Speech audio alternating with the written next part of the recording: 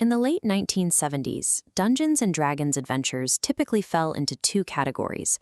Players either explored open-ended wilderness sandboxes with no clear goal, or entered funhouse dungeons filled with bizarre, disconnected traps. At this time, the Dungeon Master functioned as a highly localized arbiter. Because they relied on their own improvisational rulings and whims, a game played at one table was often incomparable to a game played anywhere else. This lack of consistency created a logistical crisis for the GenCon 13 convention in August of 1980.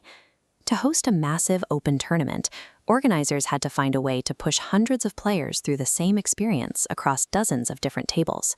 Fairness was the primary obstacle. Crowning a single winner is nearly impossible when the game's outcome depends on the varying imagination and rules interpretation of different human judges. TSR needed to minimize the spontaneous elements of the game. To turn the hobby into a viable competitive sport, they had to create a structure that could be measured mathematically. The result was Slave Pits of the Undercity. It was designed as a tool to synchronize how different judges presented the same information.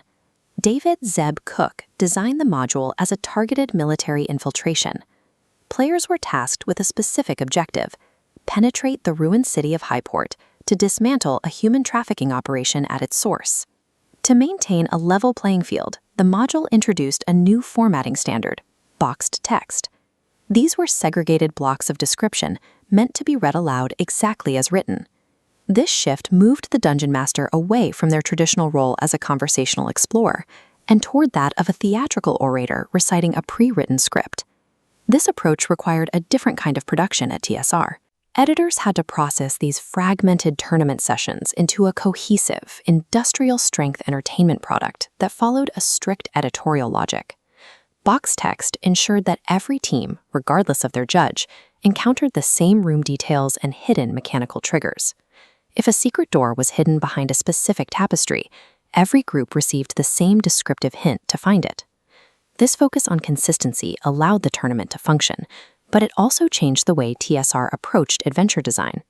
Published modules began to prioritize a standardized, scripted experience over the open-ended conversations of the game's early years. The module also introduced a rigorous scoring algorithm. This replaced the traditional narrative flow of a home game with a mathematical ranking of player efficiency. The scoring rubric penalized teams for taking damage or expending resources like spells. This forced players to treat every room as a tactical combat puzzle, where the goal was to bypass obstacles without actually engaging in a direct fight. To remove the variance of luck, environmental hazards were given fixed values. If the players triggered an oil cart trap, the referee didn't roll for damage. The explosion dealt exactly 11 points to everyone in range. This fixed math ensured that teams were ranked purely on their tactical foresight and movement. A group's success was determined by their decisions, not by a lucky roll of the dice. The module tested this tactical discipline with the deceptive slaves encounter. When the party found bound captives, they were actually facing elite assassins in disguise. Players who stopped to act heroically were punished with a brutal ambush.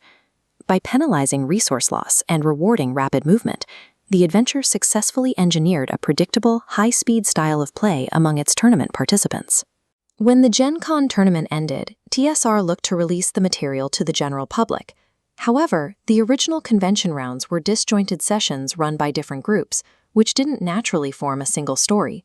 To fix this, editors added a physical link in the sewer level, a hand-drawn map found in Room 19. This single prop directed players toward the location of the next module in the series. That small addition transformed a series of individual tournament rounds into the industry's first adventure path, a sequence of connected stories played with the same characters. This concept eventually led to the 1986 supermodule compilation, Scourge of the Slave Lords, which unified the entire 4-part campaign into a symbol volume. Elements of the module, like the box text format, became standard features of the hobby. Others, like the insectoid Aspis enemies, remained unique relics of this specific era of design. This standardization remains a point of debate among players. Some argue it provided the structure the hobby needed to grow, while others feel it limited the spontaneous, conversational exploration that defined the game's origins. Slave Pits of the Undercity stands as the physical record of this transition. It connects the highly localized, improvisational games of the 70s to the structured, narrative-heavy campaigns that would dominate the decades to follow.